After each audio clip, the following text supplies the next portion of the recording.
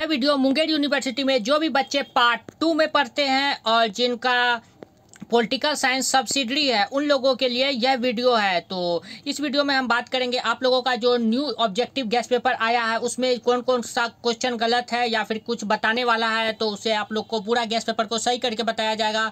तो चलिए वीडियो शुरू करते हैं। देखिए ये जो है आप लोगों का सिलेबस है, इस सिलेबस के अंदर ही आप लोगों का जो है एग्जाम में आएगा। ये हिंदी में आप लोगों का सिलेबस है। ये सिलेबस के अकॉर्डिंग आप लोगों का जहाँ भी है, मान लीजिए लूसेंट में या फिर एसएससी घटना चक्र में, जो भी बुक में आप लोगों को इस चैप्टर से रिलेटेड कोई टॉपिक मिलते हैं तो आप लोग इससे याद कर सकते हैं। अब चलते हैं हम लोग अपने गेस्ट पेपर की ओर। ये रहा आप लोगों का गेस्ट पेपर। तो इसमें जो जो भी क्वेश्चन गलत होगा सिर्फ हम लोग उस पर मार्क्स करेंगे, और जो क्वेश्चन सही रहेगा तो उस पर तो सही वाले को तो सही ही रहता है, सिर्फ जो गलत है या फिर कुछ बताने वाला है सिर्फ उस पर डिस्कस करेंगे। तो ये 3 नंबर क्वेश्चन पर आप लोग देखते हैं, भारतीय संविधान को अंगीकृत किया गया था, तो इसका ऑप्शन गलत है। भारतीय संविधान को 26 नवंबर 1949 ईस्वी को अंगीकृत किया गया था। अब नेक्स्ट क्वेश्चन देखते हैं।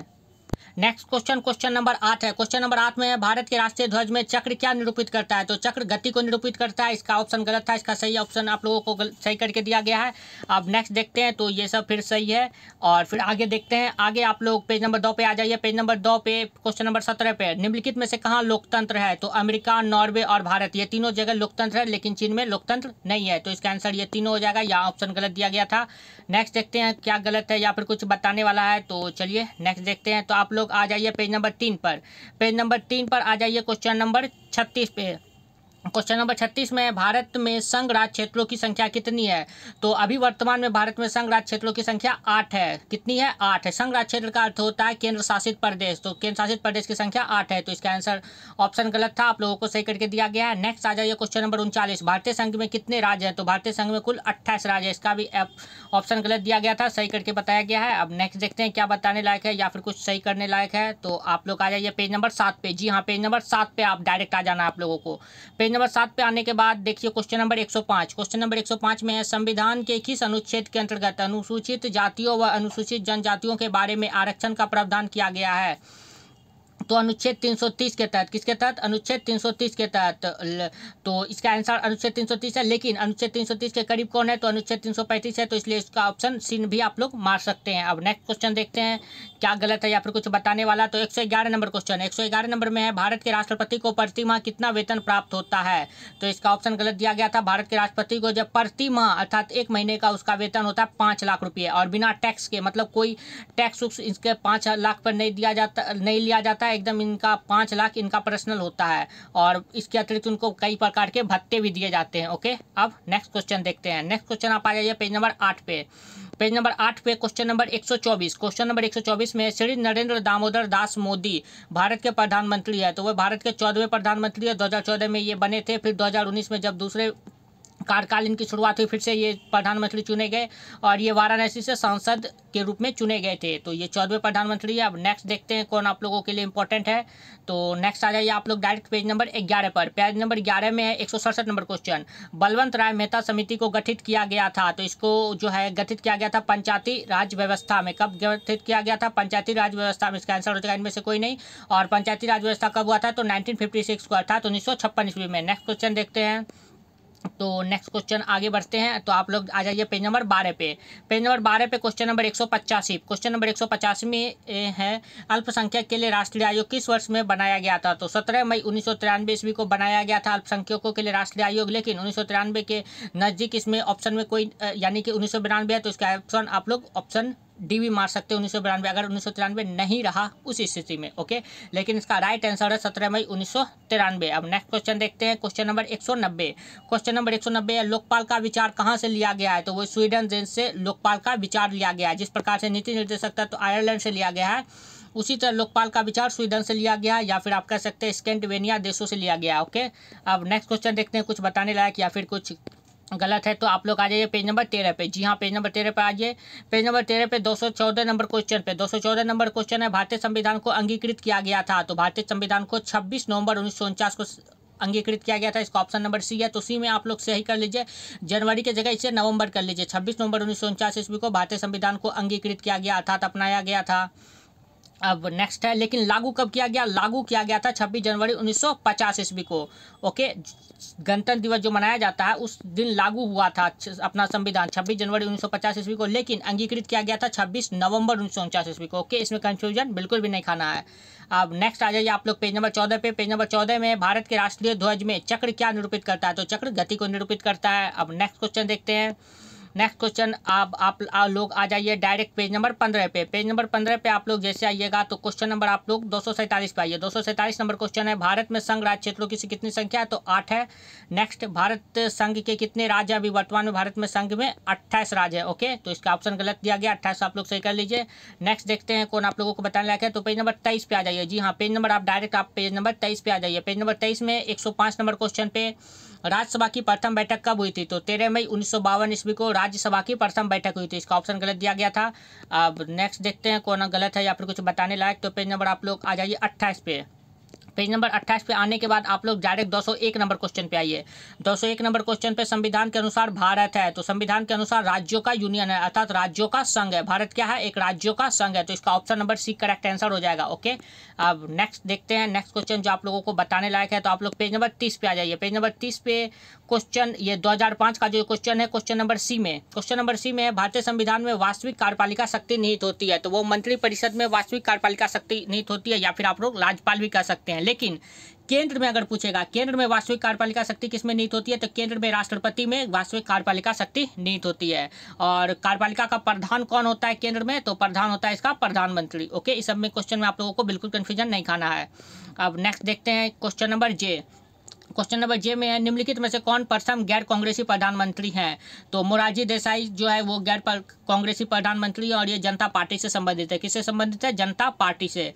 नेक्स्ट है 2006 में क्वेश्चन में आ जाइए। 2006 में है क्वेश्चन नंबर 1 में, संविधान के अनुसार भारत है, तो संविधान के अनुसार भारत जो है राज्यों का यूनियन है, अर्थात राज्यों का संघ है, तो इसका ऑप्शन नंबर सी करेक्ट हो जाएगा।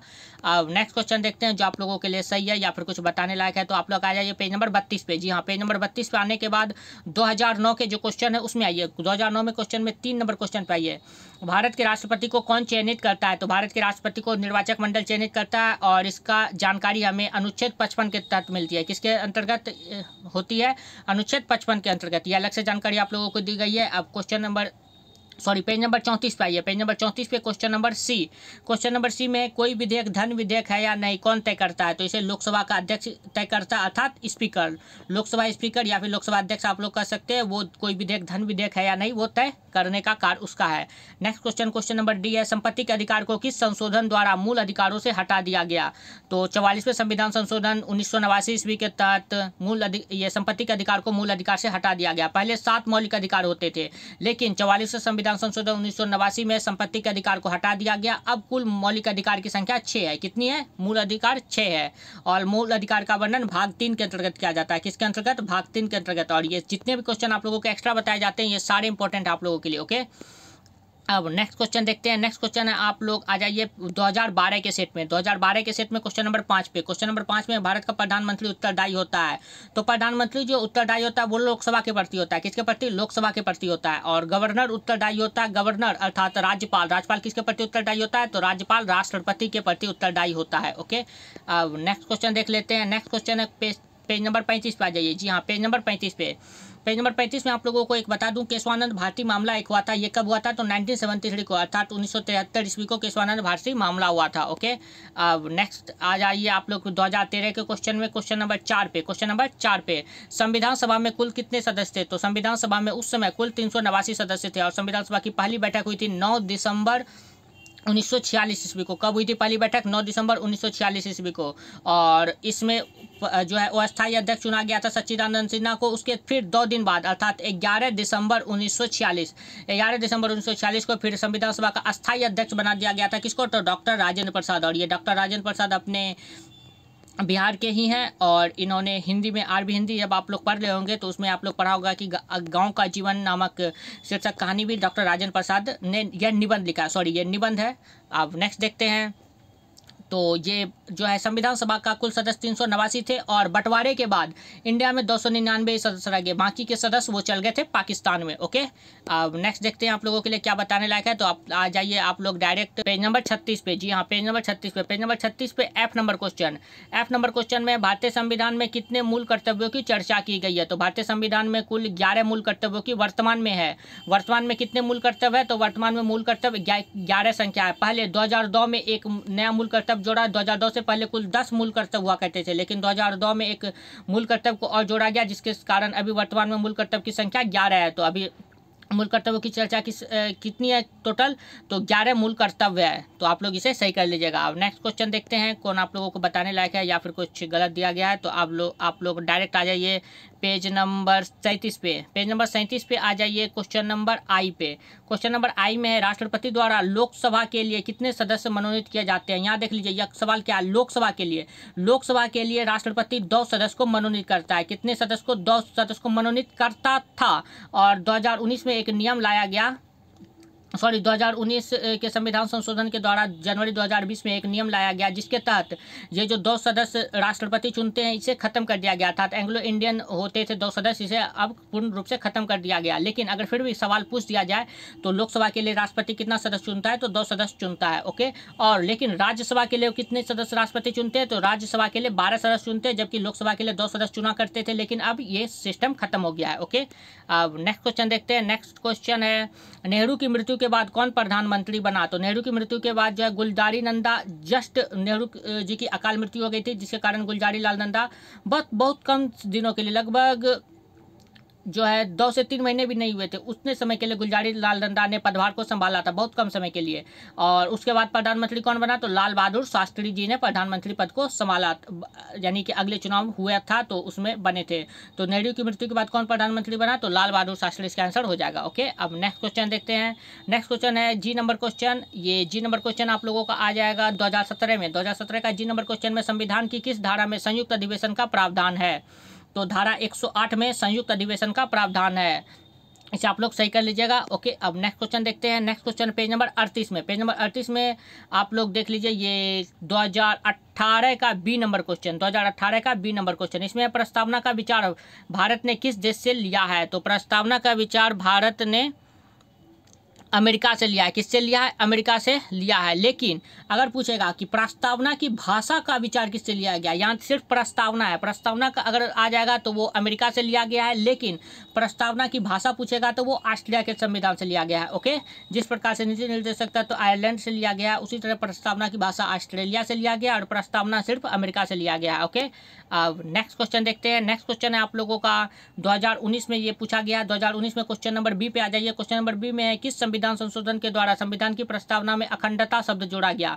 तो 42वां संविधान संशोधन जो कि 1976 ईस्वी में हुआ था, उसके तहत जो है ये जोड़ा गया था प्रस्तावना में अखंडता शब्द। इसके तहत 3 शब्द जोड़े गए थे, कौन कौन, तो अखंडता शब्द जोड़ा गया था, धर्मनिरपेक्ष शब्द जोड़ा गया था जिसे पंथ निरपेक्ष भी कहा जाता है, और समाजवादी शब्द जोड़ा गया था। ये तीनों शब्द को 42वें संविधान संशोधन 1976 के तहत जोड़ा गया था।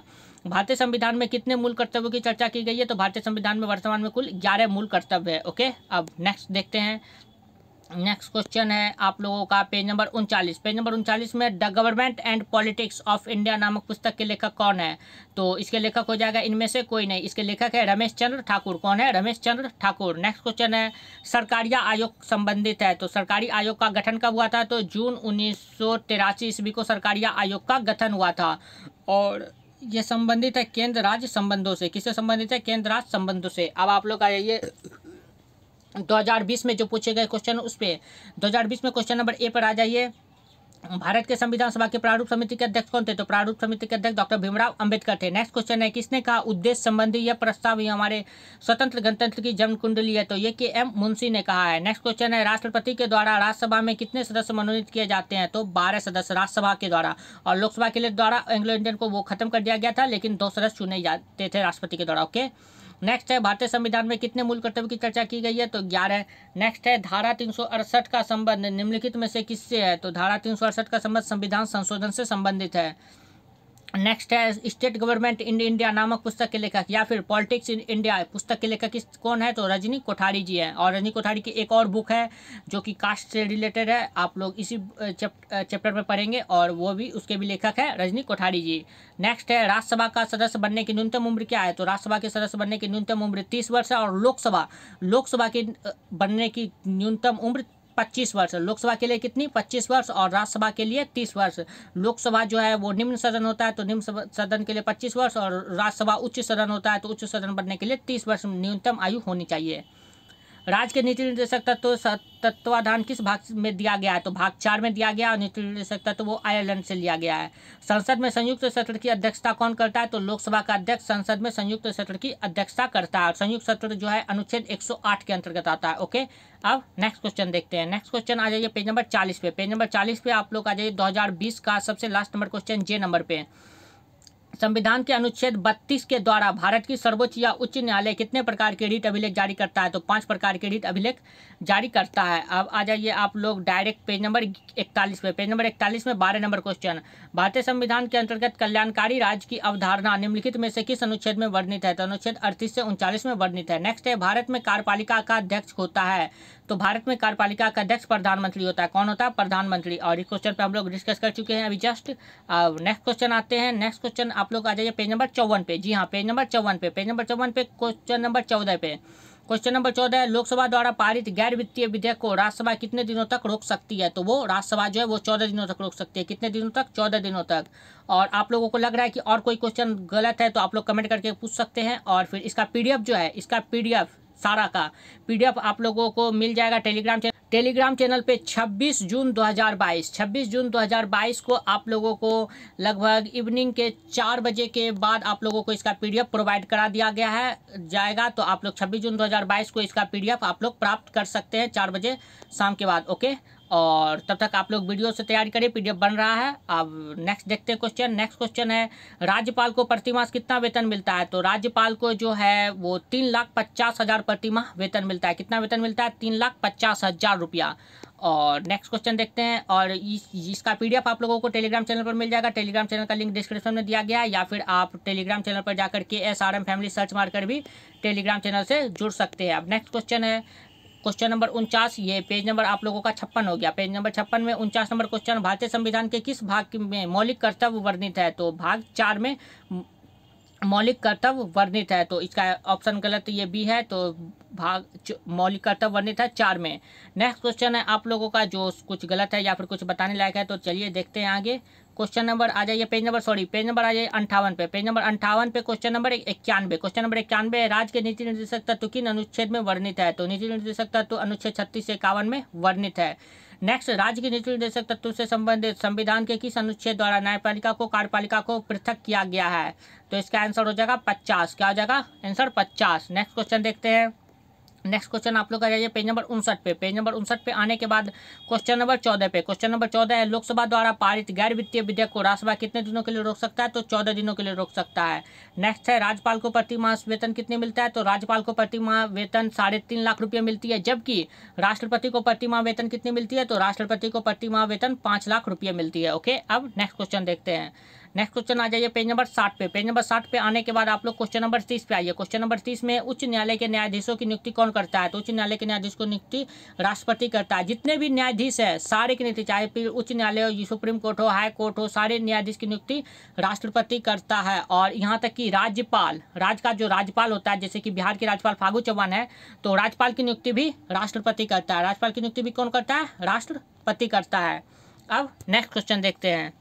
नेक्स्ट क्वेश्चन है आप लोगों का पेज नंबर 61 पे आ जाइए। पेज नंबर 61 में देखिए राष्ट्रीय आपातकाल किस में वर्णित है, तो अनुच्छेद 352 में राष्ट्रीय आपातकाल से संबंधित है। 352 किससे संबंधित है, राष्ट्रीय आपातकाल से। और अभी तक में राष्ट्रीय आपातकाल टोटल 3 बार लग चुका है। कितने बार, 3 बार। कब का, 1962 ईस्वी में जब युद्ध हो रहा था चीन के साथ, फिर 1971 ईस्वी में लगा था, और फिर तीसरा आपातकाल 1975 ईस्वी में लगा था राष्ट्रीय आपातकाल। और वित्तीय आपातकाल अभी तक एक भी बार नहीं लगा है। वित्तीय आपातकाल अभी तक इंडिया में एक भी बार नहीं लगा है। ओके, अब नेक्स्ट क्वेश्चन देखते हैं। क्वेश्चन नंबर 37 पेज नंबर 61 का 37 नंबर क्वेश्चन है राज्य में आपातकाल से संबंधित अनुच्छेद है, तो अनुच्छेद 356 हो जाएगा इसका आंसर। ओके, आपातकाल से संबंधित। अब नेक्स्ट है, ये सिर्फ राज्य में आपातकाल से संबंधित है और वो राष्ट्र का आपातकाल से संबंधित है, उस दोनों में अंतर है। ओके, देख लीजिए, ये राष्ट्रीय आपातकाल संबंधित है अनुच्छेद 352 से, और राज्य का आपातकाल संबंधित है 356 से। राज्य और राष्ट्र में अंतर है, इसलिए अनुच्छेद 20 में बदल जाते हैं। अब आ जाइए आप लोग डायरेक्ट पेज नंबर 63 पे। पेज नंबर 63 अर्थात 63 पे आने के बाद क्वेश्चन नंबर 75 पे आइए। क्वेश्चन नंबर 75 में संविधान का कौन सा भाग लोक कल्याणकारी राज्य के आदर्श की घोषणा करती है? तो अनुच्छेद 38 और 39 जो है वो राज्य के लोक कल्याणकारी आदर्श की घोषणा करती है, या फिर प्रस्तावना भी इसका आंसर सही दिया गया है। अगर ऑप्शन में अनुच्छेद 38 39 नहीं है तो फिर उसके अनुसार प्रस्तावना इसका आंसर सही दिया गया है। ओके, अब नेक्स्ट क्वेश्चन देखते हैं, आप लोगों को कुछ बताने लायक है।